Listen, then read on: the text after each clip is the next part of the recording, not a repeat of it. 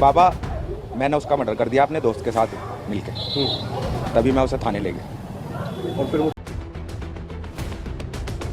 प्यार अंधा होता है ये आखिर इतने बड़े कांड को अंजाम कैसे दे सकता है? इस तरह का फुल हत्या के पीछे तंत्र मंत्र का एंगल भी निकल के सामने आया है। किस तरीके से मार्च को सौरभ के घर वालों ने पुलिस से शिकायत की। 17 मार्च को ही और हमने इसको बहुत कम निकलते हुए देखा है और कभी हम लोगों से कभी उसने बात भी नहीं की। नमस्कार, मैं पीयूष तिवारी एक नई वीडियो के साथ आप लोग के बीच में दोबारा आया। आज मैं यूपी का वो शहर जो मेरठ बहुत चर्चाओं में है, मेरठ की एक कॉलोनी है ब्रह्मपुर, जहाँ पे एक बहुत दर्दनाक घटना हुई है। जो घटना आज के रिश्ते, ये कलयुग के रिश्ते को दर्शाती है। ये रिश्ता पति और पत्नी का था। पत्नी अपनी पति का मर्डर करा दी एक प्रेमी के साथ मिलकर। तो इस घटना के बारे में मैं थोड़ा ब्रीफ करूंगा, क्योंकि कलयुग में पति पत्नी का रिश्ता उतने महत्वपूर्ण नहीं है जितने फ्यूचर में पास्ट में हमने देखा। पहले ज़माने में पति देवता का रूप होता था पत्नी के लिए, पति सब कुछ होता था एक पत्नी के लिए। बट आज की ज़िंदगी में, इस कलयुग में प्रेम विवाह भी होते हैं, अपनी मर्जी से भी चीज़ें होती हैं, बट वो रिश्ते कुछ दिन तक चलते हैं और उसके बाद वो टूट जाते हैं और इस लेवल तक जा गिरते हैं कि वो अपने पति जो पहले प्रेमी हुआ करता था, अपनी मर्जी से शादी हुई और उसी का कत्ल वो प्रेमिका करा देती है। तो ये रिश्ते इस लेवल तक जा गिरे हैं। मैं उस घटना की बात करूँगा जो 3 मार्च 2025 को हुई है, बट उसका खुलासा 17 मार्च 2025 में हुआ। ये घटना मेरठ मर्डर केस है। इस घटना में मुख्य आरोपी जो है वो मुस्कान है और उसका प्रेमी जो था वो प्रेमी उसी शहर का था, मेरठ का, और उसके पति का नाम सौरभ राजपूत था। सौरभ राजपूत और मुस्कान 2016 में एक दूसरे से मिले। वो एक दूसरे से मिले और उनको प्रेम हुआ और वो दोनों ने डिसाइड कर लिया कि इस रिश्ते को हम आगे तक ले जाएंगे। और अपने परिवार के बियॉन्ड, अपने परिवार के खिलाफ जाके सौरभ ने उस लड़की से शादी की और परिवार को त्याग दिया, इवन नौकरी को त्याग दिया और उस लड़की के साथ रहने के लिए वो डिसीज़न लिया और उसके साथ शादी की। कुछ दिनों बाद 2019 में एक बेटी हुई। 2019 में बेटी हुई, बेटी के बाद भी रिश्ते अच्छे रहे, बट फाइनेंशियली थोड़ा सौरभ डाउन था और उसके पास मर्चेंट नेवी की नौकरी थी, बट किसी कारणवश वो नौकरी छोड़ दिया। बट कुछ दिनों बाद ये रिश्ते आगे बढ़ते रहे और इस रिश्ते में किसी और की एंट्री होती रही। जिसकी एंट्री होती रही वो उसके पुराने फ्रेंड में जोन में था। उस लड़के का नाम था साहिल द्विवेदी नाम का ये लड़का था। ये ब्राह्मण परिवार से आता है, रस्तोगी परिवार से ये लड़की थी और ये राजपूत परिवार से ये था। तो तीनों अलग अलग परिवार थे। इंटरकास्ट होने की वजह से सौरभ का फैमिली उसे त्याग दिया और वो अपने किसी पड़ोस में जाके रेंट पे रूम लेके, घर लेके रहने लगा था। तो ये सिलसिला आगे बढ़ते रहा।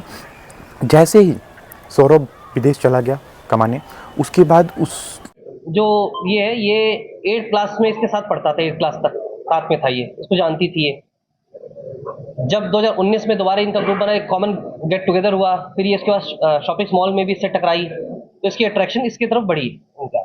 उसके बाद इसने इसको इनवाइट किया घर पे अपने, क्या पाओ इसमें घर पे उनकी। उसके बाद इसकी नज़दीकियाँ बढ़ी इनके, उसके बाद फिजिकल रिलेशनशिप हुए, क्योंकि ये लगातार बीच बीच में आता रहता था, आता है इसमें। ये चीज़ सौरभ को पता अपनी ज़िंदगी में अकेले हो गई और मुस्कान की ज़िंदगी में एक किसी अन्य पर्सन की एंट्री हुई जिसका नाम साहिल था। साहिल उसके बचपन का दोस्त था, 8वीं क्लास तक वो दोनों साथ पढ़े थे। साहिल की जैसे एंट्री हुई वो थोड़ी खुश रहने लगी और इस ड्यूरेशन में साहिल और मुस्कान का रिश्ता बहुत आगे तक बढ़ चुका था। वो साहिल के घर भी जाती थी और साहिल भी मुस्कान के रेंटेड रूम पे जाता था, घर पे जाता था। तो ये चीज़ें धीरे धीरे कॉलोनी में भी फैल गई और लोग पहचानने लगे कि ये लड़का जिसके जो जटा टाइप का रखा था, जिसके बाल बड़े बड़े थे, तो उसको जूड़ा वाला लोग वहाँ के कॉलोनी के लोग बोलते थे। तो साहिल और मुस्कान का रिश्ता बहुत आगे तक बढ़ गया और मुस्कान अब सौरभ को धोखा देने लगी। बट मुस्कान का ये धोखा देना वाला अंदाज़ सौरभ को पता चल गया था, क्योंकि उसके जो रेंटेड मकान में रहती थी वो मकान मालिक सौरभ को 1-2 बार इन्फॉर्मेशन दे चुका था कि तुम्हारे घर पे कोई आता है और ऐसी ऐसी बातें चल रही है। तो वो डाउट हो गया और वहीं से वो खबर रखता था उसके बारे में। तो ये सिलसिला आगे बढ़ते रहा, ये सिलसिला थोड़ा आगे बढ़ते रहा और कुछ दिनों बाद क्या हुआ कि मुस्कान और साहिल एक दूसरे के साथ रहने का डिसीजन लिया और साहिल की माँ एक्सपायर कर गई थी बहुत दिन पहले। तो साहिल स्नैपचैट पे एक आईडी बना के अपने माँ से बात करता था, मतलब जादू टोना वाली चीज़ें साहिल के अंदर थी और ये मुस्कान को पता चल गई। तो मुस्कान भी एक नई सिम लेके और वो भी आईडी बनाई और वो भी उसके माँ से बात करती थी, ऐसा वो साहिल को बताती थी। और कुछ दिनों बाद ये चीज़ें, अंधविश्वास की चीज़ें इतनी आगे बढ़ती गई कि साहिल और मुस्कान का रिश्ता बहुत ऊपर तक चला गया, इन चीज़ों के बियॉन्ड जाके चला गया। तो अब साहिल मुस्कान से शादी करना चाहता था और साहिल एक गलत रास्ते पे चलने वाला लड़का था। वो नशा करता था, वो भगवान शिव का भक्त मानता था खुद को, क्योंकि उसके कमरे में वैसी चीज़ें मिली। तो वो सीधे उसका इम्पैक्ट उसकी जो प्रेमिका थी, जो सौरभ की पत्नी थी मुस्कान, उस पर दिखने लगा और मुस्कान भी नशा करने लगी। तो ये दोनों लोग आपस में मिलके, साहिल और मुस्कान मिलके सौरभ का मर्डर करना चाहते थे, क्योंकि सौरभ को इस दुनिया से हटा के अपने रिश्ते को बनाना चाहते। तो ये घटनाएं 2016 में सौरभ की और मुस्कान की शादी हुई, लव मैरिज। मुस्कान की शादी सौरभ के साथ हुई। उसके बाद 2019 में बच्ची उनके लाइफ में आई, एक लड़की लाइफ में आई। फिर ये रिश्ता आगे बढ़ते गया। 2021 में वो बाहर गया 2 साल के लिए, कुछ दिनों के लिए। फिर उसके बाद फिर वो 2023 में बाहर गया 2 साल के लिए। जब वो लंदन गया तो 2 साल के लिए लंदन गया। इस ड्यूरेशन में बहुत बड़ा गैप हुआ। तो 2 साल के बाद वो सीधे जब अपने घर आया, और उसका घर मेरठ में है, और जब अपने घर आया तो वो घर अपने बीबी जो रस्तोगी है उसके घर आया, मतलब उसके बर्थडे पे आया और उसको एक सरप्राइज़ देना चाहता था, क्योंकि बहुत ज़्यादा वो उससे प्यार करता था। उसकी बहन भी ये चीज़ें का खुलासा की कि उस अपने जो बीबी है उससे बहुत वो प्यार करता था। तो उसकी कोई बात नहीं मानता था और वो बुलाई थी कि मेरे बर्थडे पे आप आना, और बर्थडे पे वो आया भी। तो सोच सकते हो कि लंदन से एक लड़का अपने बीबी के बर्थडे पे आया तो बहुत प्यार करता होगा। बट उसको क्या पता था कि वही बीबी उसकी हत्या का कारण बनेगी, उसकी हत्या के लिए इतनी बड़ी साजिश कर रखी है।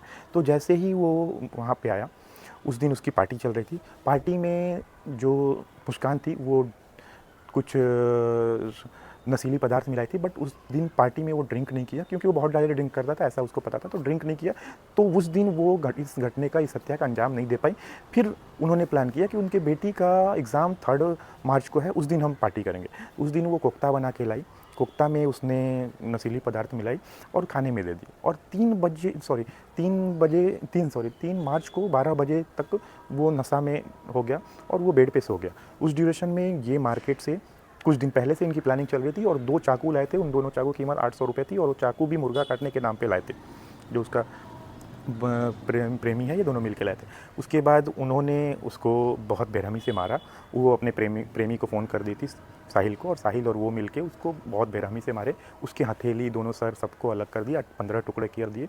इसके बाद उन्होंने बहुत पहले से इस चीज़ का प्लानिंग कर रखा था। ऐसा माना जाता है कि नवंबर से वो प्लानिंग कर रखे थे और नवंबर में ही उन्होंने ये डिसाइड कर लिया था कि इसकी लाश को कैसे दफनाएंगे। वो अपने दोस्तों से पूछेंगे इसकी लाश को कैसे दफनाएं, या कुछ सब चीज़ पूछ रखे थे।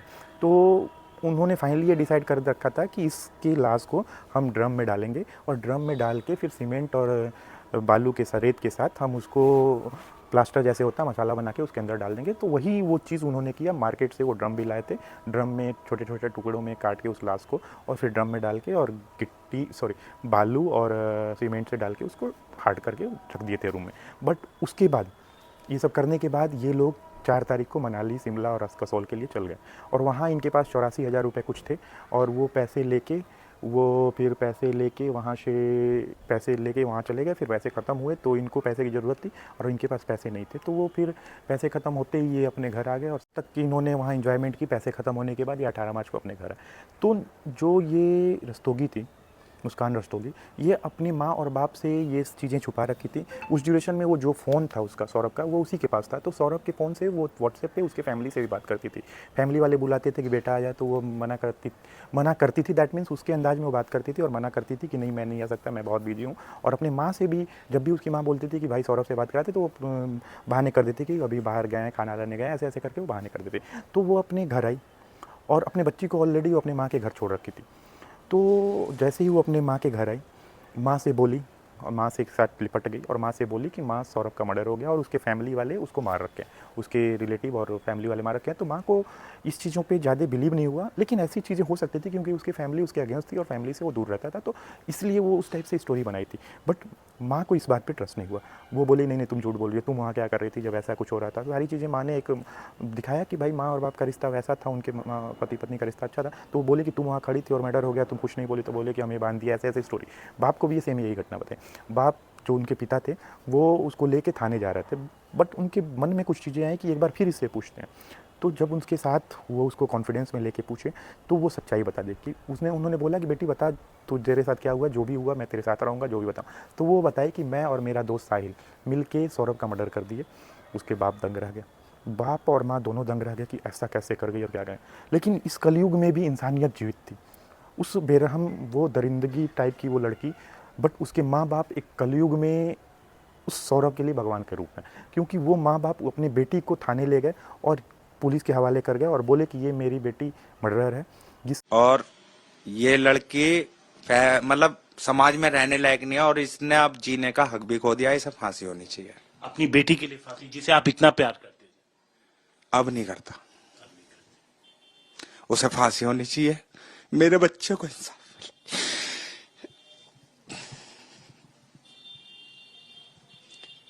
जस्टिस मिलना चाहिए। वो बहुत अच्छा था, ब्लाइंड लव करता था एक बच्चे की, मतलब उसके प्यार की कदर नहीं करी उसने। अपने मम्मी पापा तक को उसके लिए छोड़ दिया, अपने पैसे को ठुकरा दिया। इन पे करोड़ों की प्रॉपर्टी है, कैश भी है, सब कुछ है। उसने उसे ठुकरा के इसके संग में परेशानियां झेली हैं। उस परेशानियों को मैंने देखा है, थोड़ा बहुत मैंने सहयोग करा है, पर हमारी बेटी को सजा मिलनी चाहिए और इसको सजा दिलाने के लिए मैं किसी हद तक जा सकती हूँ।